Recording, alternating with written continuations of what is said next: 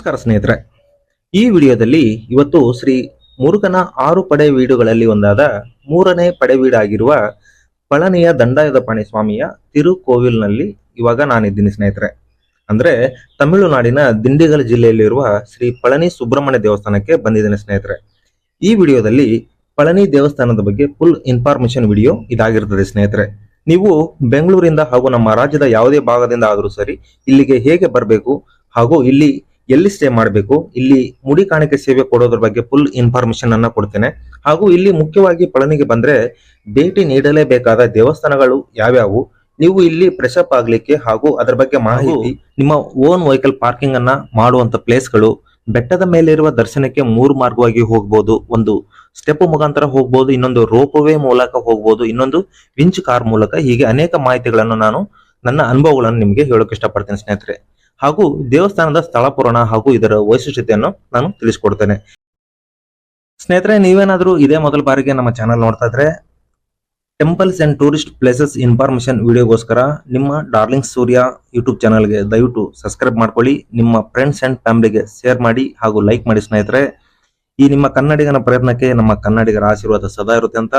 ಬನ್ನಿ ಸ್ನೇಹಿತರೆ, video start ಮಾಡೋಣ.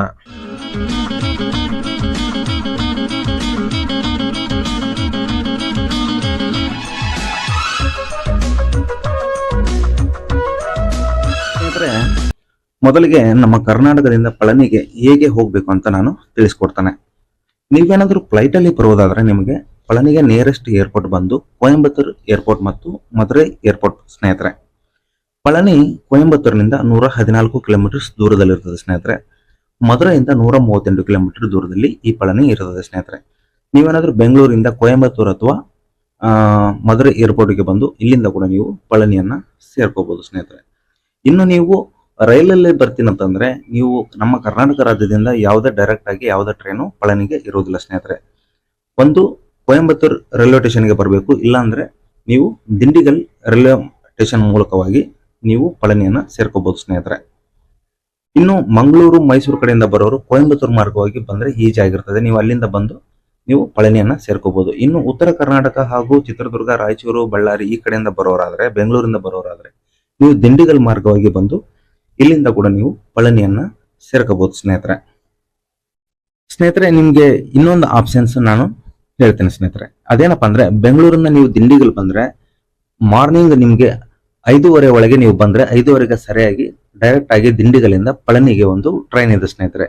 ಅದು ಬಿಟ್ರೆ 8:30ಗೆ ಮಾರ್ನಿಂಗ್ 8:30ಗೆ ಒಂದು ಟ್ರೈನ್ ಇದೆ ಸ್ನೇಹಿತರೆ.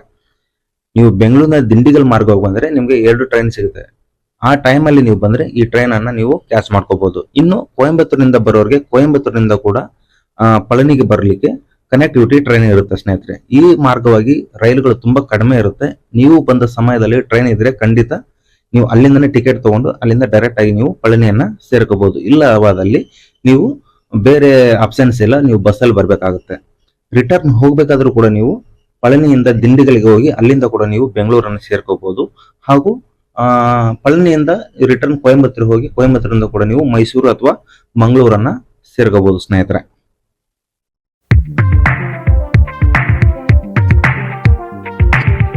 ಇನ್ನು ಸ್ನೇಹಿತರೆ, ನೀವು ಬಸ್ಸಲ್ಲಿ ಬರೋ ಹಾಗಿದ್ರೆ ನಮ್ಮ ಬೆಂಗಳೂರಿನ ಮೈಸೂರು ರೋಡಿನಲ್ಲಿರುವ ಸ್ಯಾಟಲೈಟ್ ಬಸ್ ಸ್ಟ್ಯಾಂಡ್ ಇಂದ ನಿಮಗೆ ಡೈರೆಕ್ಟ್ ಆಗಿ ಪಳನಿಗೆ ಬಸ್ಗಳು ಸಿಗುತ್ತೆ ಸ್ನೇಹಿತರೆ. ಹಾಗೂ ಮಂಗಳೂರು ಮೈಸೂರು ಕಡೆಯಿಂದ ಕೂಡ ನೇರವಾಗಿ ಪಳನಿಗೆ ಬರಲಿಕ್ಕೆ ನಮ್ಮ ಕರ್ನಾಟಕ ರಾಜ್ಯ ಸಾರಿಗೆ ಬಸ್ಸುಗಳು ಕೂಡ ನಿಮ್ಗೆ ಸೌಲಭ್ಯಗಳು ಇರುತ್ತೆ ಸ್ನೇಹಿತರೆ. ಈ ಮೂಲಕವಾಗಿ ಕೂಡ ನೀವು ಪಳನಿಯನ್ನ ಸೇರ್ಕೋಬಹುದು ಸ್ನೇಹಿತರೆ. ನೀವು ಬಸ್ಸಲ್ಲಿ ಏನಾದ್ರು ಬಂದ್ರೆ ಪಳನಿ ಬಸ್ ಸ್ಟ್ಯಾಂಡ್ ಇಂದ ಕೇವಲ 1 ಕಿಲೋಮೀಟರ್ ದೂರದಲ್ಲಿ ದೇವಸ್ಥಾನ ಇರುತ್ತದೆ. ಇನ್ನು ಪಳನಿ ರೈಲ್ವೆ ಸ್ಟೇಷನ್ ನಿಂದ ದೇವಸ್ಥಾನ ಸುಮಾರು 4 ಕಿಲೋಮೀಟರ್ ದೂರದಲ್ಲಿರುತ್ತದೆ ಸ್ನೇಹಿತರೆ. ನೀವು ಪಳನಿ ರೈಲ್ವೆ ಸ್ಟೇಷನ್ ನಿಂದ ಆಟೋ ಮೂಲಕ, ಶಾರಾಟ ಮೂಲಕ ಹಾಗೂ ಕುದುರೆ ಗಾಡಿಗಳ ಮೂಲಕ ದೇವಸ್ಥಾನವನ್ನ ರೀಚ್ ಮಾಡಬಹುದು. ಹಾಗೂ ಈ ರೈಲ್ವೆ ಸ್ಟೇಷನ್ ಸ್ವಲ್ಪ ಹೊರಗಡೆ ಬಂದ್ರೆ ಕುದುರೆ ಟಾಂಗಗಳನ್ನ ದಾಟಿಕೊಂಡು ಸ್ವಲ್ಪ ರೋಡ್ ಬಂದ್ರೆ ನಿಮ್ಗೆ ಲೋಕಲ್ ಬಸ್ಸುಗಳ ಸ್ಪೆಷಾಲಿಟಿ ಕೂಡ ಇರುತ್ತೆ. ಬಸ್ಸಲ್ಲಿ ಕೂಡ ಬರ್ಬೋದು, 10 ರೂಪಾಯಿ ಚಾರ್ಜ್ ಮಾಡ್ತಾರೆ. ನೀವು ಆಟೋ ರಿಕ್ಷಾದಲ್ಲಿ ಬಂದ್ರೆ 250-300 ವರೆಗೂ ಚಾರ್ಜ್ ಮಾಡುವಂತ ಒಂದು ಚಾನ್ಸಸ್ ಇದೆ. ತುಂಬಾ ಯಾಮರಿಸ್ತಾರೆ ಹೊರಗಡೆ ಅವ್ರು ಬಂದ್ರೆ, ಸ್ವಲ್ಪ ಹುಷಾರಾಗಿರಿ ಸ್ನೇಹಿತರೆ. ಪಳನಿ ಬಂದ್ರೆ ರೂಮ್ಗಳ ಅವಶ್ಯಕತೆ ಇದ್ರೆ ಖಂಡಿತ ರೂಮ್ ಮಾಡಬೇಕಾಗುತ್ತೆ ಸ್ನೇಹಿತರೆ. ನಿಮಗೆ ಪಳನಿ ಬಸ್ ಸ್ಟ್ಯಾಂಡ್ ಇಂದ ದೇವಸ್ಥಾನ ಹೋಗೋ ಮಾರ್ಗದ ಸುತ್ತಲೂ ನಿಮಗೆ ತುಂಬಾನೇ ರೂಮ್ಸ್ಗಳು ಸಿಗುತ್ತೆ. AC, ನಾನ್ AC, ಮತ್ತೆ ಕಾಟೇಜ್ಗಳು, ರೂಮ್ಸ್ಗಳು, ಲಾಡ್ಜಸ್ಗಳು, AC, ನಾನ್ AC, ಲಕ್ಸುರಿ ಆಗೆಲ್ಲ ನಿಮಗೆ ರೂಮ್ಗಳೆಲ್ಲ ಸಿಗುತ್ತೆ. ನಿಮ್ಮ ಅನುಕೂಲಕ್ಕೆ ತಕ್ಕಾಗೆ ನೀವು ರೂಮ್ಗಳನ್ನ ಆನ್ಲೈನ್ ನಲ್ಲಿ ಕೂಡ ನೀವು ಬುಕ್ಕಿಂಗ್ ಅನ್ನ ಮಾಡ್ಕೋಬಹುದು. ಇನ್ನು ಸ್ನೇಹಿತರೆ, ನಿಮ್ಗೆ ರೂಮ್ ಅವಶ್ಯಕತೆ ಇಲ್ಲ ಅಂತಂದ್ರೆ ನಿಮ್ಗೆ ಕ್ಲಾಕ್ ರೂಮ್ ಗಳನ್ನ ನೀವು ಇಲ್ಲಿ ಯೂಸ್ ಮಾಡ್ಕೋಬಹುದು. ದೇವಸ್ಥಾನಕ್ಕೆ ಸಂಬಂಧಪಟ್ಟ ತುಂಬಾನೇ ಕ್ಲಾಕ್ಸ್ ರೂಮ್ ಎಲ್ಲ ಇದಾವೆ ಸ್ನೇಹಿತರೆ. ನೀವು ಫ್ರೆಶ್ ಅಪ್ ಆಗ್ಬಿಟ್ಟು ಸ್ನಾನ ಮಾಡ್ಕೊಂಡು ಬ್ಯಾಗ್ಗಳನ್ನ ಕ್ಲಾಕ್ ರೂಮ್ ಅಲ್ಲಿ ಇಟ್ಟು ಕೂಡ ನೀವು ದೇವಸ್ಥಾನಕ್ಕೆ ಹೋಗ್ಬೋದು. ಇನ್ನು ನೀವು ಇಲ್ಲಿ ಬಜೆಟ್ ಅಲ್ಲಿ ರೂಮ್ ನೋಡ್ತಾ ಇದ್ರೆ, ಇಲ್ಲಿ ನೋಡ್ತಾ ಇರಲ್ಲ ಸ್ನೇಹಿತರೆ, ಒಂದು ಹಿಲ್ ಟೆಂಪಲ್ ರೋಡ್, ಇನ್ನೊಂದು ಕೊಡೈಕೆನಾಲ್ ರೋಡ್ ಅಂತ ಇದೆ ಸ್ನೇಹಿತರೆ. ಇಲ್ಲಿ ಲೆಫ್ಟ್ ಸೈಡ್ ನೀವು ಬಂದ್ರೆ ದೇವಸ್ಥಾನಕ್ಕೆ ಸಂಬಂಧಪಟ್ಟ ದಂಡಪಾನಿ ನಿಲಯಂ ಅಂತ ಒಂದು ಲಾಡ್ಜಸ್ ಇದೆ ಸ್ನೇಹಿತರೆ. ಇಲ್ಲಿ ಆಫ್ಲೈನ್ ಅಲ್ಲೇ ಇರುತ್ತೆ ಯಾವಾಗ್ಲೂ, ಇದು ಆನ್ಲೈನ್ ನಲ್ಲಿ ಇರೋದಿಲ್ಲ. ನೇರವಾಗಿ ಬಂದು ನೀವು ಸಂಪರ್ಕ ಮಾಡಿದ್ರೆ ನಿಮಗೆ ಇಲ್ಲಿ ರೂಮ್ ಖಾಲಿ ಇದ್ರೆ ಖಂಡಿತ ನಿಮ್ಗೆ ರೂಮ್ ಕೊಡ್ತಾರೆ. ಇಲ್ಲಿ AC, ನಾನ್ AC ಎಲ್ಲ ಸಿಗುತ್ತೆ ರೂಮ್ಗಳು. ಇದು ದೇವಸ್ಥಾನಕ್ಕೆ ಸಂಬಂಧಪಟ್ಟ ರೂಮ್ಗಳು ಸ್ನೇಹಿತರೆ. ಇಲ್ಲಿ 2,500 ಹಿಡಿದು 300 ರೂಪಾಯಿವರೆಗೂ ರೂಮ್ಗಳು ಸಿಗುತ್ತೆ. ನಾನ್ ತಗೊಂಡಿದ್ದು ನಾನ್ AC ರೂಮು. 2 ಅವರ್ ನಮಗೆ ವೇಟ್ ಮಾಡ್ಲಿಕ್ಕೆ ಹೇಳಿದ್ರು, ರೂಮ್ ಸಿಗ್ಲಿಲ್ಲ. ನಂತರ ನಮಗೆ 4 ಗಂಟೆ ನಂತರ ನಮಗೆ ರೂಮ್ ಗಳನ್ನ ಕೊಟ್ರು. 2 ಬೆಡ್ರೂಮ್ 2 ಬಾತ್ರೂಮ್ ಇದೆ. ಒಂದು ಬ್ಯಾಗ್ ಎಲ್ಲ ಇಟ್ಕೊಳ್ಳಿಕ್ಕೆ, ಲಗೇಜ್ ಎಲ್ಲ ಇದು ಎಲ್ಲ ಸೆಲ್ಫ್ ಎಲ್ಲ ಇರುತ್ತೆ. ಪಕ್ಕದಲ್ಲೇ ಮೊಬೈಲ್ ಚಾರ್ಜ್ ಮಾಡ್ಲಿಕ್ಕೆ ಪ್ಲಗ್ ಇದೆ, ಮತ್ತೆ ಬಾತ್ರೂಮ್ ಎಲ್ಲ ಇದೆ ಸ್ನೇಹಿತರೆ. ನೋಡಿ ಸ್ನೇಹಿತರೆ, ನೀವು ಯಾವ್ದೇ ರೂಮ್ ಮಾಡ್ಬೇಕಾದ್ರೂ ಒಂದ್ಸರಿ ಚೆಕ್ ಮಾಡ್ಬಿಟ್ಟು ನಂತರ ನೀವು ರೂಮ್ ಅಂತ ತಗೊಳ್ರೆ ಒಳ್ಳೇದು. ತುಂಬಾನೇ ಸ್ಕ್ಯಾಮ್ ನಡೆಯುತ್ತೆ. ನಿಮ್ಗೆ ತುಂಬಾನೇ ಜನ ಅಪ್ರೋಚ್ ಮಾಡ್ತಾರೆ ಬಸ್ ಸ್ಟ್ಯಾಂಡ್ ಇಂದ ಬರ್ಬೇಕಾದ್ರೆ, ರೈಲ್ವೆ ಸ್ಟೇಷನ್ ಇಂದ ಬರ್ಬೇಕಾದ್ರೆ. ನೀವು ಯಾರ ಮಾತನ್ನು ಕೇಳ್ಬೇಡಿ. ನಿಮ್ಗೇನಾದ್ರೂ ನಂಬಿಕೆ ಇದ್ರೆ ನೀವು ನೇರವಾಗಿ ಆನ್ಲೈನ್ ಅಲ್ಲಿ ಬುಕ್ ಮಾಡಿರೋ ರೂಮ್ಗೆ ಹೋಗಿ ವಿಸಿಟ್ ಮಾಡಿ. ಇಲ್ಲಾದ್ರೆ ನೀವು ನೇರವಾಗಿ ಯಾವುದೇ ರೂಮ್ ಆಗ್ಲಿ, ಲಾಡ್ಜ್ ಆಗ್ಲಿ, ಯಾವುದೇ ಆಗ್ಲಿ, ನೀವು ನೇರವಾಗಿ ನೋಡ್ಬಿಟ್ಟು ನಂತರ ನೀವು ರೂಮ್ ತಗೊಳ್ಳಿ. ಯಾರ್ಯಾರ್ದೋ ಮಾತು ಕೇಳ್ಕೊಂಡು ನೀವು ಅಲ್ಲಿ ಸಿಗ್ತಾರೆ, ತುಂಬಾ ಜನ ಬ್ರೋಕರ್ ಅಲ್ಲೇ ಸಿಗ್ತಾರೆ, ಅಪ್ರೋಚ್ ಮಾಡ್ತಾರೆ. ನೀವು ತುಂಬಾನೇ ಸ್ಕ್ಯಾಮ್ ಒಳಗಾಗ್ತೀರಾ. ಹಾಗೆ ಸ್ನೇಹಿತರೆ, ಈ ದೇವಸ್ಥಾನದ ರೂಮ್ ಅನ್ನು ತಗೊಂಡ್ರೆ ನಿಮ್ಗೆ ಇಲ್ಲಿ ನಿಮ್ಮ ವೆಹಿಕಲ್ ಗಳಿಗೆಲ್ಲ ಪಾರ್ಕಿಂಗ್ ಎಲ್ಲ ಫ್ರೀ ಇರುತ್ತೆ ಸ್ನೇಹಿತರೆ. ವಾಚ್ಮನ್ ಗೆ ಏನಾದ್ರು ಸಮಥಿಂಗ್ ಕೇಳ್ತಾರೆ, ಕೊಡ್ಬೋದು.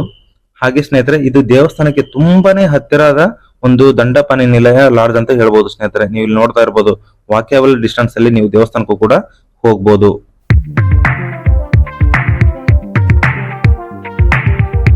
ಅಂತೂ ಇಂತೂ ರೂಮ್ ಮಾಡಿ ನಂತರ ದೇವರ ದರ್ಶನಕ್ಕೆ ಹೋಗಕ್ಕೆ ಲೇಟ್ ಆಗಿ ಒಂದು ರೌಂಡ್ ಅನ್ನ ಪಳನಿ ರೌಂಡ್ ಸುತ್ತ ರೌಂಡ್ ಹಾಕಿ ಸ್ನೇಹಿತರೆ, ಬೆಳಗ್ಗೆ ನಿಮ್ಗೆ ದೇವರ ದರ್ಶನವನ್ನ ಮಾಡಿಸ್ತಾನೆ ಸ್ನೇಹಿತರೆ.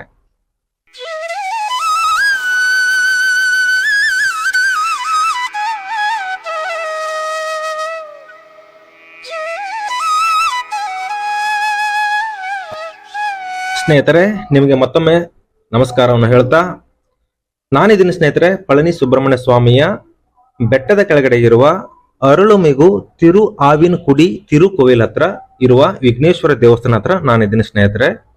ಈ ದೇವಸ್ಥಾನದ ಬೆಟ್ಟದ ಮೇಲೆ ಹತ್ತೋದಕ್ಕಿಂತ ಮುಂಚೆ, ಈ ಮೇಲೆ ಇರುವ ಸುಬ್ರಹ್ಮಣ್ಯ ಸ್ವಾಮಿ ದರ್ಶನ ಮಾಡೋದಕ್ಕಿಂತ ಮುಂಚೆ ಇಲ್ಲಿಂದ ಯಾವ್ಯಾವ ನಿಯಮಗಳನ್ನ ನಾವು ಪಾಲಿಸಬೇಕಾಗುತ್ತೆ ಅನ್ನೋದನ್ನ ನಾನು ಒಂದೊಂದಾಗಿ ಹೇಳ್ತಾ ಹೋಗ್ತೇನೆ.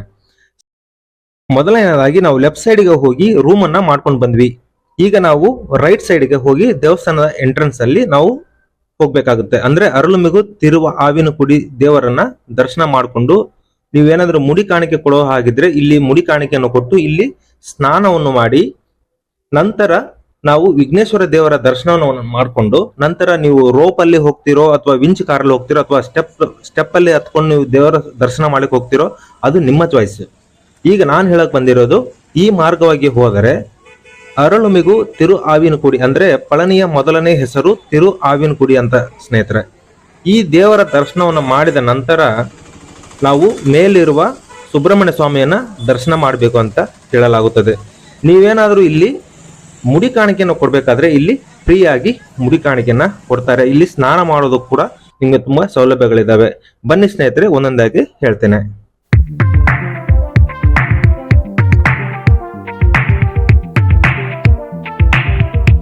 ಸ್ನೇಹಿತರೆ, ನೀವೇನಾದ್ರೂ ಓನ್ ಆಗಿ ಡೈರೆಕ್ಟ್ ಆಗಿ ದೇವರ ದರ್ಶನ ಮಾಡ್ಲಿಕ್ಕೆ ನಿಮ್ಮ ಸ್ವಂತ ವೆಹಿಕಲ್ ಅಲ್ಲಿ ಬಂದ್ರೆ ಇಲ್ಲಿ ಕಾರ್ ಪಾರ್ಕಿಂಗ್ ಎಲ್ಲ ಸಿಗುತ್ತೆ. ಈ ತರ ತುಂಬಾನೇ ಇದಾವೆ ದೇವಸ್ಥಾನದ ಬೆಟ್ಟದ ಕೆಳಗಡೆ ಎಲ್ಲ. ಒಂದೊಂದ್ ಕಡೆ ಒಂದೊಂದ್ ರೇಟ್ ಇರುತ್ತೆ. ಒಂದ್ ಕಡೆ 150 ಇರುತ್ತೆ, ಒಂದ್ ಕಡೆ 160 ಇರುತ್ತೆ, ಒಂದ್ ಕಡೆ 500 ಹೇಳ್ತಾರೆ, ಒಂದ್ ಕಡೆ 800 ರೂಪಾಯಿ ಹೇಳ್ತಾರೆ. ಯಾವ್ದಕ್ಕೂ ಒಂದ್ಸರಿ ಕಾರ್ ಪಾರ್ಕಿಂಗ್ ಅನ್ನ ಬೆಲೆನ ತಿಳ್ಕೊಂಡು ನಂತರ ಕಾರ್ ಪಾರ್ಕಿಂಗ್ ಅನ್ನ ಮಾಡಿ ಸ್ನೇಹಿತರೆ.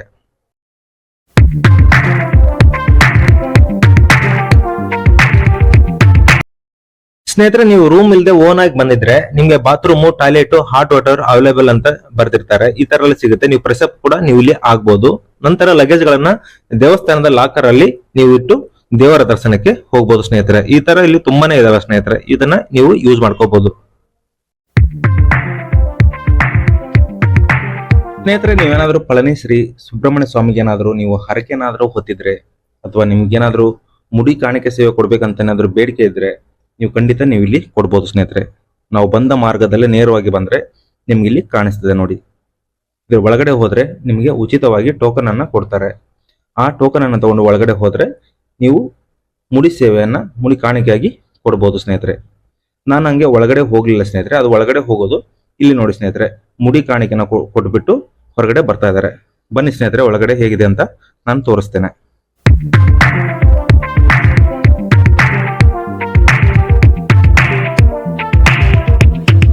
ಇಲ್ಲಿ ನೋಡ್ತಾ ಇರ್ಬೋದು ಸ್ನೇಹಿತರೆ, ಇದೇ ತಲೆ ಕೂದಲನ್ನ ಕೊಡುವಂತ ಜಾಗ. ಇಲ್ಲಿ ವಾಗ್ವಾದ ನಡೀತಾ ಇದೆ ನೋಡಿ ಸರ್. ಈ ಟೋಕನ್ ಫ್ರೀ ಅಂತ ಇದೆ, ಆದ್ರೆ ನಾವು ಖುಷಿಯಿಂದ ನಾವು ಮುಡಿ ಕಾಣಿಕೆ ಕೊಟ್ಟಿದ್ಮೇಲೆ 10-20 ಕೊಡ್ತೀವಿ, ಇಲ್ಲ 50 ರೂಪಾಯಿನೂ ಕೊಡ್ತೀವಿ. ಇವ್ರು ಫಿಕ್ಸ್ 100 ರೂಪಾಯಿ ಕೊಟ್ರೆ ತಲೆ ಮೇಲೆ ಕೈ ಇಡೋದು. ಇಲ್ಲಾಂದ್ರೆ ಜಪ್ಪಯ್ಯ ಅಂದ್ರು ಇವರು ತಲೆ ಮೇಲೆ ಕೈಯನ್ನ ಇಡೋದಿಲ್ಲ.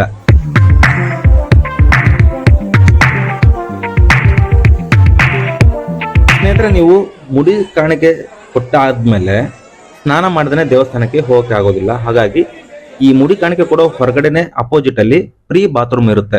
ನೀವು ಅಲ್ಲಿ ಕೂಡ ಹೋಗಿ ಸ್ನಾನ ಮಾಡಬಹುದು. ಇಲ್ಲಾಂದ್ರೆ ನೀವು ಕಾಸನ್ನ ಪೇ ಮಾಡಿಬಿಟ್ಟು ಅಲ್ಲಿ ಕೂಡ ನೀವು ಸ್ನಾನ ಮಾಡಿ ನಂತರ ದೇವರ ದರ್ಶನಕ್ಕೆ ಹೋಗ್ಬೋದು ಸ್ನೇಹಿತರೆ.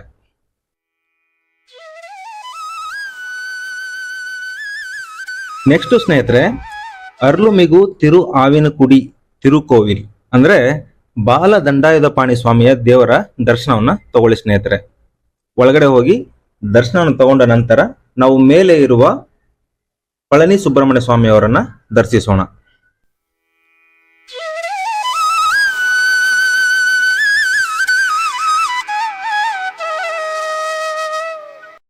ಹಾಗೆ ಈ ತಿರು ಆವಿನಕುಡಿ ಬಾಲ ದಂಡಾಯುಧ ಸ್ವಾಮಿ ದೇವಸ್ಥಾನದ ಒಳಗೆ ಶನೇಶ್ವರ ದೇವಸ್ಥಾನ ಕೂಡ ಇದೆ ಸ್ನೇಹಿತರೆ. ಅದನ್ನು ಕೂಡ ದರ್ಶನವನ್ನ ಮಾಡ್ಕೊಳ್ಳಿ ಸ್ನೇಹಿತರೆ.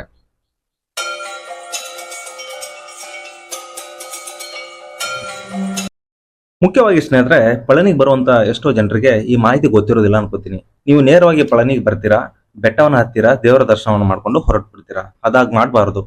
ಮುಖ್ಯವಾಗಿ ಆದಿ ಸುಬ್ರಹ್ಮಣ್ಯ ಸ್ವಾಮಿ ಹಾಗೆ ಮುಖ್ಯವಾಗಿ ಆದಿಯಾಗಿರುವಂತದ್ದು ಬೆಟ್ಟದ ಕೆಳಗಡೆ ಇರುವ ತಿರು ಆವಿನಕುಡಿಯಲ್ಲಿರುವ ಬಾಲ ದಂಡಾಯುಧಪಾಣಿ ಸ್ವಾಮಿ ದರ್ಶನವನ್ನ ಮಾಡಿಕೊಂಡು ಆ ಬಾಲ ದಂಡಾಯುಧಪಾಣಿ ಸ್ವಾಮಿ ದೇವಸ್ಥಾನದ ಒಳಗಡೆ ಇರುವಂತ ಶನೇಶ್ವರ ಸ್ವಾಮಿ ಅವರನ್ನ ದರ್ಶನ ಮಾಡಿಕೊಂಡು ಅಲ್ಲಿ ಮುಂದ್ಗಡೆ ಕಾಣ್ತಾ ಇದೆಯಲ್ಲ ಬೆಟ್ಟದ ಕೆಳಗಡೆ ಇರುವ ಮಂಟಪದ ಕೆಳಗಡೆ ಇರುವ ವಿಘ್ನೇಶ್ವರ ಸ್ವಾಮಿ ಅವರನ್ನ ದರ್ಶನವನ್ನು ಮಾಡಿಕೊಂಡು ನಂತರ ಬೆಟ್ಟವನ್ನು ಹತ್ಬೇಕಾದ್ರೆ ಸ್ಟೆಪ್ ಮುಖಾಂತರ ಹತ್ಬೇಕಾದ್ರೆ ನಿಮ್ಗೆ ಸಿಗುತ್ತೆ. ಅಲ್ಲಿ ಹಿಡುಂಬ ದೇವರು ಇರ್ತಾರೆ. ಅವರನ್ನ ದರ್ಶನ ಮಾಡಿಕೊಂಡು ನಂತರ ನೀವು ಪಳನಿ ಸ್ವಾಮಿ ಅವ್ರನ್ನ ದರ್ಶನ ಮಾಡ್ಕೊಂಡ್ರೆ ನಿಮಗೆ ಫಲ ಸಿಗುತ್ತೆ ಅಂತ ಇಲ್ಲಿಯ ನಂಬಿಕೆ ಸ್ನೇಹಿತರೆ. ನೆಕ್ಸ್ಟ್ ಟೈಮ್ ಬಂದ್ರೆ ನೀವು ಅದೇ ತರ ಫಾಲೋ ಮಾಡಿ. ಇನ್ನು ಸ್ನೇಹಿತರೆ, ನೀವು ಏನಾದ್ರೂ ಈ ದೇವಸ್ಥಾನಕ್ಕೆ ಭೇಟಿ ನೀಡಿದಾಗ ನಿಮ್ಗೆ ಏನಾದ್ರೂ ತುರ್ತು ಆರೋಗ್ಯ ಸಮಸ್ಯೆ ಏರ್ಪಟ್ರೆ ಅಥವಾ ನಿಮ್ಮ ಜೊತೆಗಿರೋರಿಗೆ ಏನಾದ್ರೂ ಆರೋಗ್ಯ ಸಮಸ್ಯೆ ಏರ್ಪಟ್ಟಾಗ ಮತ್ತು ನಿಮ್ಗೆ ಏನಾದ್ರೂ ದೇವಸ್ಥಾನದ ಬಗ್ಗೆ ಇನ್ಫಾರ್ಮೇಶನ್ಗಳು ಬೇಕಂದ್ರೆ ಹಾಗೂ ಮದರ್ ಫೀಡಿಂಗ್ ರೂಮ್, ತಾಯಿಗಳು ಮಕ್ಕಳಿಗೆ ಏನಾದ್ರೂ ಹಾಲು ಉಣಿಸೋಕೆ ರೂಮ್ ಬೇಕಾದ್ರೆ ನೀವು ಈ ವಿಘ್ನೇಶ್ವರ ದೇವಸ್ಥಾನದ ಪಕ್ಕದಲ್ಲಿ ಇರುವ ಈ ಆಫೀಸ್ ಅನ್ನ ಸಂಪರ್ಕಿಸಿ ಸ್ನೇಹಿತರೆ. ನೆಕ್ಸ್ಟ್, ಈ ವಿಘ್ನೇಶ್ವರ ದೇವಸ್ಥಾನದ ರೈಟ್ ಸೈಡ್ ಇದ್ರೆ ಲೆಫ್ಟ್ ಸೈಡ್ ಅಲ್ಲಿ ಉಚಿತವಾಗಿ ತಮ್ಮ ಸ್ಲೀಪರ್ಗಳು, ಚಪ್ಪಲಿಗಳು, ಶೂಗಳನ್ನ ಇಡ್ತಕ್ಕಂತ ಜಾಗ ಇದೆ. ನೀವು ಅಲ್ಲಿ ತಮ್ಮ ಸ್ಲೀಪರ್ ಗಳನ್ನ ಕೊಟ್ರೆ ಟೋಕನ್ ಕೊಡ್ತಾರೆ. ನೀವು ದೇವರ ದರ್ಶನವನ್ನ ಮುಗಿಸಿದ ನಂತರ ಟೋಕನ್ ಕೊಟ್ರೆ ವಾಪಸ್ಸು ಉಚಿತವಾಗಿ ಚಪ್ಪಲಿಯನ್ನ ಕೊಡ್ತಾರೆ. ಆದ್ರೆ ಹೆಸರಿಗೆ ಮಾತ್ರ ಉಚಿತ, ಆದ್ರೆ ಟೀ ಕುಡಿಲಿಕ್ಕೆ 10 ರೂಪಾಯಿ ಕೊಡಿ ಅಂತ ಹೇಳಿಬಿಟ್ಟು ಎಲ್ಲರ ಹತ್ರ 10 ರೂಪಾಯಿ 20 ರೂಪಾಯಿ ವಸೂಲಿಯನ್ನ ಮಾಡ್ತಾರೆ. ಇನ್ನು ಸ್ನೇಹಿತರೆ, ಈ ವಿಘ್ನೇಶ್ವರ ಸ್ವಾಮಿ ದೇವಸ್ಥಾನದ ಪಕ್ಕದಲ್ಲಿ ಸ್ಲಿಪ್ಪರ್ ಅಂಗಡಿಯ ಪಕ್ಕದಲ್ಲೇ ಶ್ರೀ ಸುಬ್ರಹ್ಮಣ್ಯ ಸ್ವಾಮಿ ಇದ್ದಾರಲ್ಲ ಮೇಲ್ಗಡೆ, ಅವರನ್ನ 9 ವಿಷಪಾಷಾಣಗಳಿಂದ ಮೂರ್ತಿಯನ್ನ ರೆಡಿ ಮಾಡಿದ್ದಾರೆ ಸ್ನೇಹಿತರೆ. ಅಂದ್ರೆ ನವಪಾಷಾಣ ಶಿಲೆ. ಆ ಶಿಲೆಯನ್ನ ರೆಡಿ ಮಾಡಿದ್ದೆ ಇಲ್ಲಿ ಭೋಗ ಸಿದ್ಧರು ಅಂತ ಇದ್ದಾರೆ. ಅವರು ಇವಾಗ ಜೀವ ಸಮಾಧಿ ಆಗಿದ್ದಾರೆ ಸ್ನೇಹಿತರೆ. ಒಳಗಡೆ ಕ್ಯಾಮ್ರಾ ಅಲೌಡ್ ಇಲ್ಲ. ಒಳಗಡೆ ಬೇಕಾದ್ರೆ ನೀವು ಹೋಗಿ ಧ್ಯಾನವನ್ನು ಮಾಡಿಕೊಂಡು ನಮಸ್ಕರಿಸಿ ಬರ್ಬೋದು. ಇವರೇ ಮೇಲಿರುವ ಸುಬ್ರಹ್ಮಣ್ಯ ಸ್ವಾಮಿಯ ವಿಗ್ರಹವನ್ನು ಮಾಡಿರ್ತಕ್ಕಂಥ ಕಾರಣಕರ್ತರು ಸ್ನೇಹಿತರೆ. ಪಳನಿ ಬಂದ್ರೆ ಮಿಸ್ ಮಾಡದೆ ನೋಡಿ ಸ್ನೇಹಿತರೆ.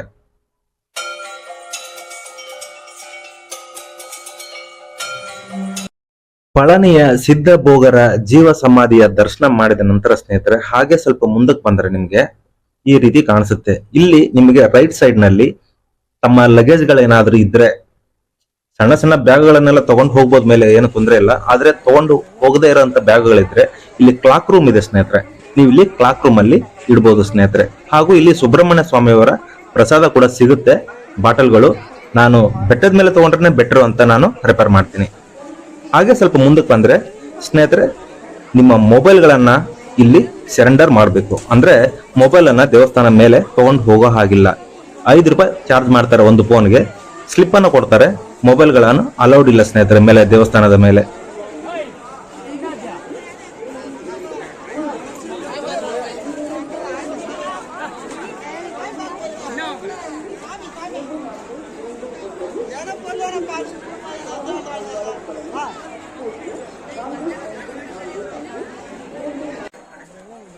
ಸ್ನೇಹಿತರೆ, ಇಲ್ಲಿ ಪಳನಿಯಲ್ಲಿ ಸುಬ್ರಹ್ಮಣ್ಯ ಸ್ವಾಮಿಯವರ ಪಂಚಾಮೃತ ಪ್ರಸಾದ ತುಂಬಾ ಫೇಮಸ್ಸು. ನೀವು ಇಲ್ಲಿ ಕೂಡ ಕೆಳಗಡೆ ಸಿಗುತ್ತೆ ಬಾಟಲ್ಗಳು. ನೀವು ಯಾವುದಕ್ಕೂ ಬೆಟ್ಟದ ಮೇಲೆ ದೇವಸ್ಥಾನ ಹತ್ತಿರ ತಗೊಂಡ್ರೆ ತುಂಬಾ ಬೆಟರ್ ಅಂತ ನಾನು ಅನ್ಕೋತೀನಿ ಸ್ನೇಹಿತರೆ. ಇನ್ನು ಮೊಬೈಲ್ಗಳು ಸ್ನೇಹಿತರೆ, ಮೊಬೈಲ್ಗಳನ್ನು ಇಲ್ಲಿ ಡೆಪಾಸಿಟ್ ಮಾಡಬೇಕಾಗುತ್ತೆ. ದೇವಸ್ಥಾನದ ಬೆಟ್ಟದ ಮೇಲೆ ಮೊಬೈಲ್ಗಳನ್ನು ಅಲೌಡನ್ನು ಮಾಡೋದಿಲ್ಲ. ಒಂದು ಫೋನ್ಗೆ 5 ರೂಪಾಯಿ ತಗೊಳ್ತಾರೆ. ಹಾಗಾಗಿ ಮೇಲೆ ನೀವು ಏನಾದರೂ ಅಭಿಷೇಕ ಮಾಡಬೇಕಾದ್ರೆ, ನೀವೇನಾದರೂ ಪ್ರಸಾದ ಬಾಟಲ್ ತೊಗೊಳ್ಬೇಕಾದ್ರೆ ದಯವಿಟ್ಟು ಚೇಂಜ್ ಆ ದುಡ್ಡನ್ನು ತೊಗೊಂಡು ಮೇಲೆ ಹೋಗಿರಿ. ಯಾಕಂದರೆ ಮೊಬೈಲನ್ನು ಮೇಲೆ ಅಲೌಡ್ ಮಾಡೋದಿಲ್ಲ. ಆದರೂ ಕೂಡ ವಿಶೇಷ ದಿನಗಳಲ್ಲಿ ರಶಲ್ಲಿ ಕೆಲವೊಬ್ಬರು ಮೊಬೈಲ್ಗಳನ್ನು ತೊಗೊಂಡು ಹೋಗ್ತಾರೆ. ಗೊತ್ತಾದರೆ 500ರಿಂದ 1000ವರೆಗೂ ಫೈನನ್ನು ಹಾಕ್ತಾರೆ ಸ್ನೇಹಿತರೆ. ಇಲ್ಲಿ ನೋಡ್ತಾ ಇರ್ಬೋದು ಸ್ನೇಹಿತರೆ, ಅಲ್ಲಿಂದ ಹೀಗೆ ನೇರವಾಗಿ ಬಂದರೆ ನಿಮ್ಗೆ ಏನಾದರೂ ಎನ್ಕ್ವೈರಿ ಮಾಡ್ಬೇಕಂದ್ರೆ ಪೊಲೀಸ್ ಸ್ಟೇಷನ್ ಇದೆ. ಹಾಗೆ ಇಲ್ಲೊಂದು ಕ್ಲಾಕ್ ರೂಮ್ ಇದೆ ನೋಡಿ ಸ್ನೇಹಿತರೆ. ತುಂಬಾ ಕ್ಲಾಕ್ ರೂಮ್ಸ್ ಎಲ್ಲ ಇದೆ. ತಮ್ಮ ಲಗೇಜ್ಗಳನ್ನೆಲ್ಲ ನೀವು ಕ್ಲಾಕ್ ರೂಮಲ್ಲಿ ಇಡ್ಬೋದು ಸ್ನೇಹಿತರೆ. ಹಾಗೆ ಸ್ವಲ್ಪ ಮುಂದಕ್ಕೆ ಬಂದರೆ ಇಲ್ಲಿ ನೋಡಿ ಸ್ನೇಹಿತರೆ, ಇಲ್ಲಿ ಕೂಡ ನೀವು ಮುಡಿ ಕಾಣಿಕೆಯನ್ನು ಕೊಡ್ಬೋದು. ಈ ಬೆಟ್ಟಕ್ಕೆ ಹತ್ತುವ ಮಾರ್ಗದಲ್ಲಿ ಇಲ್ಲಿ ಒಂದು ಕೂಡ ವಿಶಾಲವಾದ ದೊಡ್ಡದಾದ ತಲೆ ಕೂದಲನ್ನು ಕೊಡುವಂಥ ಜಾಗ ಇದೆ ಸ್ನೇಹಿತರೆ. ಹಾಗೆ ಇಲ್ಲಿ ನೋಡಿ ಸ್ನೇಹಿತರೆ, ಸುಬ್ರಹ್ಮಣ್ಯ ಸ್ವಾಮಿಯ ವಾಹನ ಇದೆ ನೋಡಿ ಸ್ನೇಹಿತರೆ. ಬೆಟ್ಟದ ಮೇಲೆ ಹತ್ತಲಿಕ್ಕೆ ದಾರಿ. ಇಲ್ಲಿಂದ ನಡ್ಕೊಂಡು ಹೋದರೆ ಮೇಲೆ ಸುಬ್ರಹ್ಮಣ್ಯ ಸ್ವಾಮಿ ದೇವಸ್ಥಾನಕ್ಕೆ ಹೋಗ್ತೀವಿ. ಈ ಗೇಟ್ ಒಳಗಡೆಯಿಂದ ಒಳಗಡೆ ಹೋಗಬೇಕು.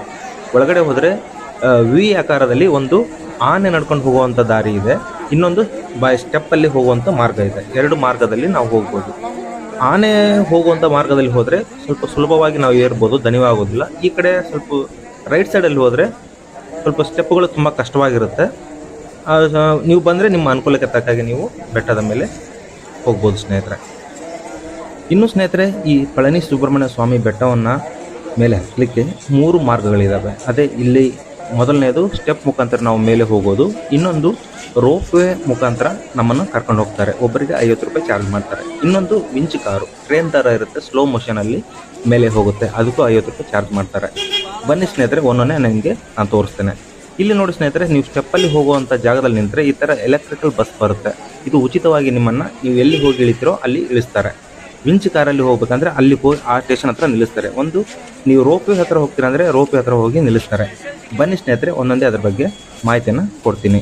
ನೀವು ನೋಡ್ತಾ ಇರ್ಬೋದು, ಇದೆಲ್ಲ ನಿಮಗೆ ಗೈಡೆನ್ಸ್ ಎಲ್ಲ ಇರುತ್ತೆ, ಬೇಕಾದ್ರೆ ನೋಡಿ ತಿಳ್ಕೊಬೋದು. ಫಸ್ಟು ಈ ರೋಪ್ವೇ ಕಾರ್ ಹತ್ರ ನಾವು ಹೋಗೋಣ ಸ್ನೇಹಿತರೆ. ಅಲ್ಲಿ ಏನಿದೆ ಅಂತ ಈ ಎಲೆಕ್ಟ್ರಿಕಲ್ ಬಸ್ಸಲ್ಲಿ ಹೋಗೋಣ.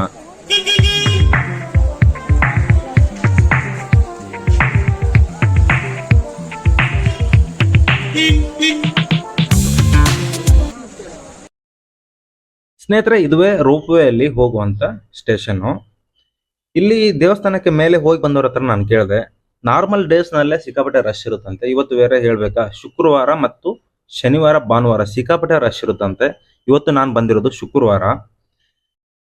ಟಿಕೆಟ್ ಪ್ರೈಸ್ ಬಂದು ಪರ್ ಹೆಡ್ಗೆ 15 ರೂಪಾಯಿ ಚಾರ್ಜ್ ಮಾಡ್ತಾರೆ. ಇಲ್ಲಿ ಸಿಕ್ಕಾಪಟ್ಟೆ ರಶ್ ಇರೋದ್ರಿಂದ ನಾರ್ಮಲ್ ಡೇಸ್ ಅಲ್ಲೇ ರಶ್ ಇರುತ್ತೆ, ಇವತ್ತು ಸಿಕ್ಕಾಪಟ್ಟೆ ರಶ್ ಇದೆ ಸ್ನೇಹಿತರೆ. ಇಲ್ಲಿ 2 ಅವರಿಂದ 3 ಅವರ್ ವೇಟ್ ಮಾಡಕ್ ಹೇಳ್ತಾರೆ. ಮಾಡಲೇಬೇಕು, ಬೇರೆ ದಾರಿ ಇಲ್ಲ. ಮತ್ತೆ ತಿರ್ಗಾ ಅಲ್ಲಿ ಹೋಗಿ ದೇವರ ದರ್ಶನಕ್ಕೆ ಬೇರೆ ಕ್ಯೂ ಅಲ್ಲಿ ನಿಂತ್ಕೋಬೇಕು, ಸಿಕ್ಕಾಪಟ್ಟೆ ಲೇಟ್ ಆಗುತ್ತೆ. ಅದಕ್ಕಾಗಿ ನಾನು ಇದನ್ನ ಸ್ಕಿಪ್ ಮಾಡಿದ್ದೇನೆ ಸ್ನೇಹಿತರೆ. ಮೇಲ್ಗಡೆ ಹೋಗಿ ಬಂದವ್ರ ಹತ್ರ ನಾನು ಈ ಒಂದು ವಿಡಿಯೋನ ನಾನು ತಗೊಂಡಿದ್ದೀನಿ, ಇಲ್ಲಿ ಪ್ಲೇ ಮಾಡ್ತಾ ಇದ್ದೀನಿ. ನೀವು ಬೇಕಾದ್ರೆ ಬಂದ್ರೆ ಎಕ್ಸ್ಪ್ಲೋರ್ ಅನ್ನ ಮಾಡಿ ಸ್ನೇಹಿತರೆ.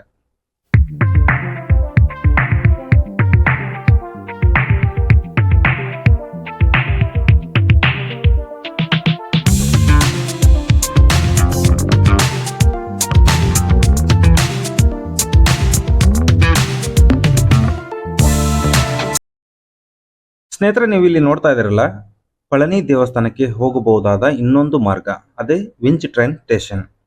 ಇಲ್ಲಿ ಕೂಡ ನೀವು ಪಳನಿಯ ಬೆಟ್ಟದ ಮೇಲಿರುವ ದೇವಸ್ಥಾನಕ್ಕೆ ಹೋಗ್ಬೋದು ಸ್ನೇಹಿತರೆ. ಒಂದು ಸಾರಿ ಹೋದ್ರೆ ಒಮ್ಮೆಲೆ 36 ಜನರನ್ನ ಹೊತ್ಕೊಂಡು ಹೋಗುವಂತ, ಸಂಚಾರ ಮಾಡುವಂತ ಈ ವಿಂಚ್ ಟ್ರೈನ್ ತುಂಬಾ ಅನುಕೂಲಕರವಾಗಿದೆ ಸ್ನೇಹಿತರೆ. ವಿಶೇಷವಾಗಿ ವಿಕಲಚೇತನರಿಗೆ ಹಾಗೂ ವಯಸ್ಸಾಗಿರೋರಿಗೆ ಮತ್ತು ಮಕ್ಕಳಿಗೆ ತುಂಬಾ ಇಷ್ಟವಾಗುವಂತ ಪ್ರಯೋಜನವಾಗುವಂಥದ್ದು. 290 ಮೀಟರ್ ಎತ್ತರ ಇರುವ ಈ ಪಳನಿ ಬೆಟ್ಟಕ್ಕೆ ತಲುಪಲು ತುಂಬಾ ಸುಲಭವಾಗಿ ಲಭ್ಯವಿರುತ್ತದೆ ಸ್ನೇಹಿತರೆ. ಇದರಲ್ಲಿ ಪ್ರಯಾಣಿಸೋಕೆ ಒಬ್ಬರಿಗೆ 50 ರಿಂದ 60 ರೂಪಾಯಿಯನ್ನ ಚಾರ್ಜ್ ಅವರು ಟಿಕೆಟ್ ಮಾಡ್ತಾರೆ. ಇದರ ಟೈಮಿಂಗ್ ಬಂದು ಬೆಳಗ್ಗೆ 5:30 ನೈಟ್ 9:30ವರೆಗೂ ಇರುತ್ತೆ ಸ್ನೇಹಿತರೆ. ನೀವೇನಾದ್ರೂ ಬಂದ್ರೆ ಖಂಡಿತ ಮಿಸ್ ಮಾಡದೆ ಎಕ್ಸ್ಪ್ಲೋರ್ ಅನ್ನ ಮಾಡಿ ಸ್ನೇಹಿತರೆ. ಇದು ಕೂಡ ತುಂಬಾ ಸಿಕ್ಕಾಪಟ್ಟೆ ರಶ್ ಇದೆ. ನಾನು ಟ್ರೈ ಮಾಡ್ತಾ ಇದ್ದೀನಿ, ನೀವು ಕೂಡ ಬಂದ್ರೆ ಟ್ರೈ ಮಾಡಿ. ಸ್ವಲ್ಪ ವೇಟ್ ಮಾಡಬೇಕಾಗುತ್ತೆ. ಈ ಕೆಳಗಡೆ ವೇವ್ ತುಂಬಾ ಚೆನ್ನಾಗಿರುತ್ತೆ ಸ್ನೇಹಿತರೆ. ಇದರಿಂದ ಹೋಗ್ಬೇಕಾದ್ರೆ ನೋಡಿದ್ರೆ, ಬೆಟ್ಟದಿಂದ ಕೆಳಗಡೆ ನೋಡಿದ್ರೆ ವೇವ್ ತುಂಬಾ ಸೂಪರ್ ಆಗಿರುತ್ತೆ. ಬಂದ್ರೆ ಮಿಸ್ ಮಾಡದೆ ನೋಡಿ ಸ್ನೇಹಿತರೆ.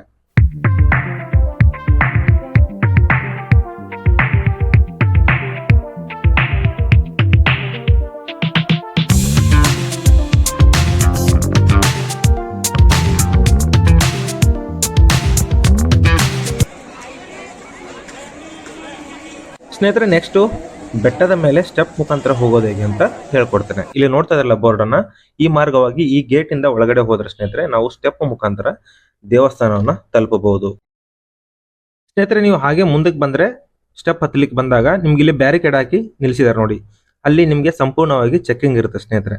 ಬೀಡಿ, ಗುಟ್ಕಾ, ಸಿಗರೇಟು, ಮೊಬೈಲು, ಇದ್ಯಾವುದೇ ಎಲೆಕ್ಟ್ರಿಕಲ್ ವಸ್ತುಗಳನ್ನ ಮೇಲ್ಗಡೆ ತಗೊಂಡು ಹೋಗಕ್ಕೆ ಬಿಡೋದಿಲ್ಲ. ಬಂದ್ರೆ ಸ್ವಲ್ಪ ಹುಷಾರಾಗಿರಿ. ಬನ್ನಿ ಸ್ನೇಹಿತರೆ, ದೇವಸ್ಥಾನದ ಮೇಲೆ ಹೋಗೋಣ. ಸ್ನೇಹಿತರೆ, ಮುಖ್ಯವಾಗಿ ಈ ದೇವಸ್ಥಾನದ ಮೆಟ್ಲು ಹತ್ತೋಕೆ ಹೋದ್ರೆ 689 ಸ್ಟೆಪ್ಸ್ ಇರ್ತದೆ ಸ್ನೇಹಿತರೆ. ಇದು ನಾರ್ಮಲ್ ಸ್ಟೆಪ್. ಇನ್ನೊಂದು ಸ್ಟೆಪ್ ಆನೆ ನಡೆದು ಹೋಗುವ ಮಾರ್ಗ ಇದೆ. ಇದನ್ನ ಇಲ್ಲಿ ಯಾನೆ ಪಾದೆ ಅಂತ ಕರೀತಾರೆ. ಈ ಆನೆ ನಡೆಯುವ ಮೆಟ್ಟಿಲು ಸ್ವಲ್ಪ ಆರಾಮದಾಯಕವಾಗಿ ನಾವೆಲ್ಲ ಹತ್ತಿ ದೇವಸ್ಥಾನವನ್ನ ಈಸಿಯಾಗಿ ತಲುಪಬಹುದು. ಇನ್ನು ಇದು 350 ಸಮಥಿಂಗ್ ಅಷ್ಟೇ ಇರುತ್ತೆ ಮೆಟ್ಟಿಲುಗಳು. ಇದು ನಾರ್ಮಲ್ ಸ್ಟೆಪ್ ಅಲ್ಲಿ ಹೋಗೋದು 689 ಮೆಟ್ಟಿಲುಗಳಿರುತ್ತೆ. ಸ್ವಲ್ಪ ಕಷ್ಟವಾಗುತ್ತೆ ಏರ್ಲಿಕ್ಕೆ. ಇಳಿಬೇಕಾದ್ರೆ ನಾವು ಅದನ್ನ ಯೂಸ್ ಮಾಡ್ಕೋಬಹುದು. ಹಾಗೆ ಇದನ್ನ ಒಂದು 20-25 ಮಿನಿಟ್ಸ್ ಅಲ್ಲಿ ನಾವು ದೇವಸ್ಥಾನವನ್ನ ಮೇಲೆ ಹೋಗಿ ರೀಚ್ ಮಾಡಬಹುದು ಸ್ನೇಹಿತರೆ. ಹಾಗೂ ರಶ್ ಇದ್ರು ರಶ್ ಇಲ್ಲದೆ ಇದ್ರು ಕೂಡ ನೀವು 1.5 ಅವರ್ 2.5 ಅವರ್ ಅಲ್ಲಿ ದೇವರ ದರ್ಶನವನ್ನು ಮುಗಿಸಿ ಪುನಃ ಇದೇ ಮಾರ್ಗವಾಗಿ ನೀವು ಸ್ಟೆಪ್ ಮುಖಾಂತರ ಬಂದ್ರೆ ನೀವು ಬೇಗ ದೇವರ ದರ್ಶನ ಮಾಡ್ಕೊಂಡು ಕೆಳಗಡೆ ಕೂಡ ಬರ್ಬೋದು. ಇನ್ನು ಸ್ನೇಹಿತರೆ, ನೀವು ಸ್ಟೆಪ್ ಮುಖಾಂತರ ಹೋಗ್ಬೇಕಾದ್ರೆ ನೀರಿನ ಬಾಟಲ್ ಅನ್ನ ಖಂಡಿತವಾಗಿ ಕ್ಯಾರಿ ಮಾಡಿ. ಯಾಕಂದ್ರೆ ಅಲ್ಲಲ್ಲಿ ನಿಮ್ಗೆ ನೀರಿನ ಬಾಟಲ್ ಅನ್ನು ಇಟ್ಟಿರ್ತಾರೆ, ಆದ್ರೂ ಕೂಡ ನೀವು ಕೈಲಿ ಇಟ್ಕೊಂಡ್ರೆ ತುಂಬಾ ಒಳ್ಳೆಯದು. ಇನ್ನು ಅಲ್ಲಲ್ಲಿ ನೀವು ಕುತ್ಕೊಂಡು ಹೋಗ್ಲಿಕ್ಕೆ ನಿಮಗೆ ಬೆಂಚ್ ವ್ಯವಸ್ಥೆ ಮಾಡಿರ್ತಾರೆ. ಕುತ್ಕೊಂಡು ದಣಿವಾರಿಸಿಕೊಂಡು ಕೂಡ ನೀವು ದೇವಸ್ಥಾನವನ್ನ ರೀಚ್ ಮಾಡಬಹುದು. ಹಾಗೆ ನೀವು ಮಿಡ್ಲ್ ಅಲ್ಲಿ ನಿಮಗೆ ಬಾತ್ರೂಮ್, ಟಾಯ್ಲೆಟ್ ಫೆಸಿಲಿಟಿ ಎಲ್ಲ ಇರುತ್ತೆ. ಅದನ್ನು ಕೂಡ ನೀವು ಯೂಸ್ ಮಾಡ್ಕೋಬಹುದು ಸ್ನೇಹಿತರೆ.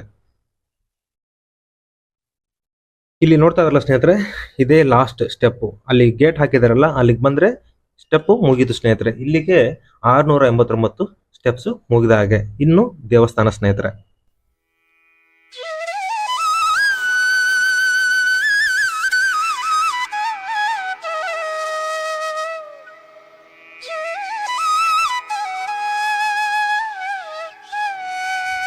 ಸ್ನೇಹಿತರೆ, ನೀವು ದೇವಸ್ಥಾನದ ಮೆಟ್ಲು ಹತ್ಕೊಂಡು ಬಂದ ಕೂಡಲೇ ನಿಮಗೆ ದೇವರ ದರ್ಶನಕ್ಕೆ ಹೋಗುವ ಸರದಿ ಸಾಲು ಕೂಡ ಕಾಣಿಸುತ್ತೆ. ಹಾಗೆ ಇಲ್ಲಿ ಹಿಲ್ ಟೆಂಪಲ್ ಆಫೀಸ್ ಪಳನಿ ಅಂತ ಇದೆ ನೋಡಿ, ಅಲ್ಲಿ ಕೂಡ ನಿಮಗೆ ದರ್ಶನಕ್ಕೆ ಟಿಕೆಟ್ ಕೂಡ ಸಿಗುತ್ತೆ ಸ್ನೇಹಿತರೆ. ಇಲ್ಲಿ ನಾರ್ಮಲ್ ಡೇಸ್ ಅಲ್ಲೇ ರಶ್ ಇರುತ್ತೆ. ಇನ್ನು ವಿಶೇಷವಾದ ದಿನಗಳಲ್ಲಿ ತುಂಬಾ ರಶ್ ಇರುತ್ತೆ. ಅದಕ್ಕಾಗಿ ನೀವು ಸ್ವಲ್ಪ ದೇವರ ದರ್ಶನವನ್ನ ಬೇಗ ಮುಗಿಸ್ಬೇಕು ಅಂತಂದ್ರೆ ನೀವು ಟಿಕೆಟ್ ಅನ್ನ ತಗೊಂಡು ಹೋಗ್ಬೋದು. ನಾರ್ಮಲ್ ಡೇಸ್ ಅಲ್ಲಿ 100 ರೂಪಾಯಿ ಟಿಕೆಟ್, 50 ರೂಪಾಯಿ ಟಿಕೆಟ್, 20 ರೂಪಾಯಿ ಟಿಕೆಟ್ ಹಾಗೂ ಉಚಿತ ದರ್ಶನದ ಮಾರ್ಗಗಳು ಇರುತ್ತೆ. ಇನ್ನು ವಿಶೇಷವಾದ ದಿನಗಳಲ್ಲಿ 200 ರೂಪಾಯಿ ಟಿಕೆಟ್, 100 ರೂಪಾಯಿ ಟಿಕೆಟ್, 50 ರೂಪಾಯಿ ಟಿಕೆಟ್ ಇರುತ್ತೆ. ನಿಮ್ಮ ಅನುಕೂಲಕ್ಕೆ ತಕ್ಕಾಗೆ ದೇವರ ದರ್ಶನವನ್ನ ಮಾಡ್ಕೊಂಡು ಬನ್ನಿ ಸ್ನೇಹಿತರೆ.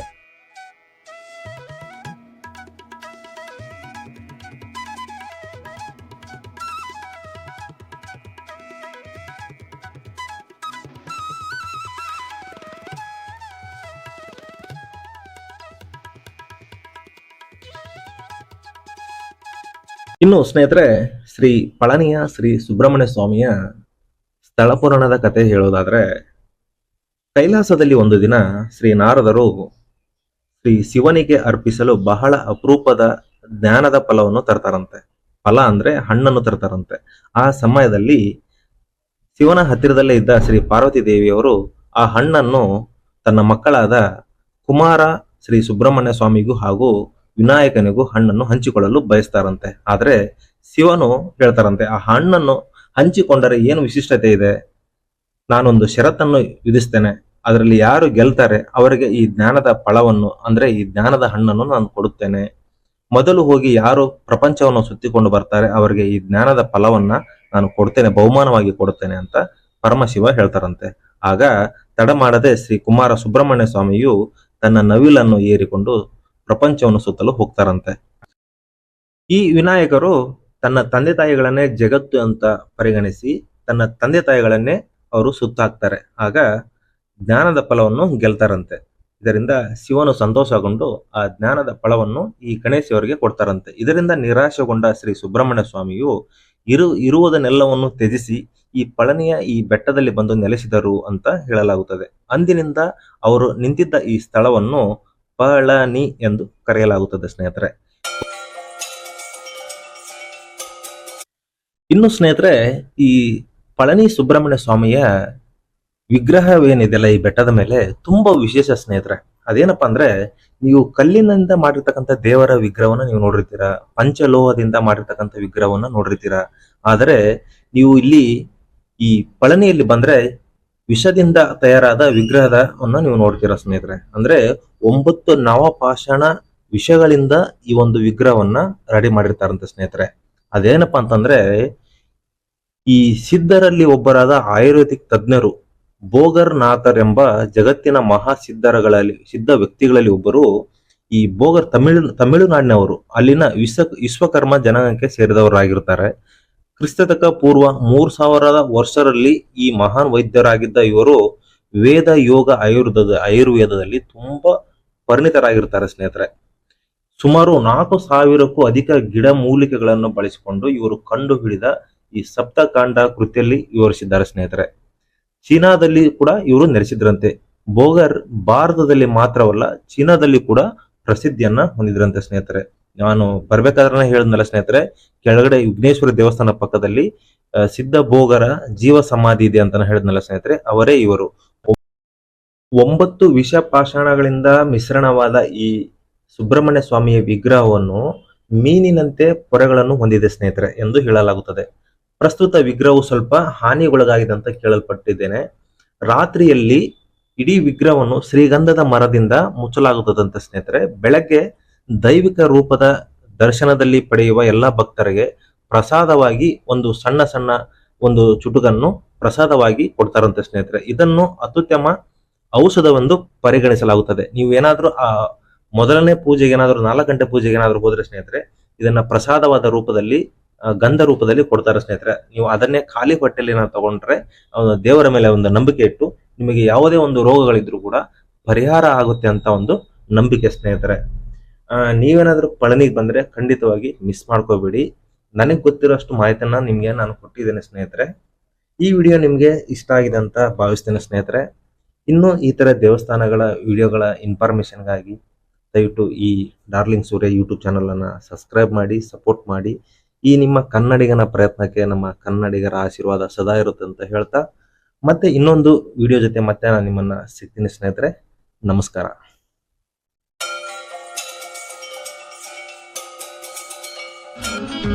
Thank you.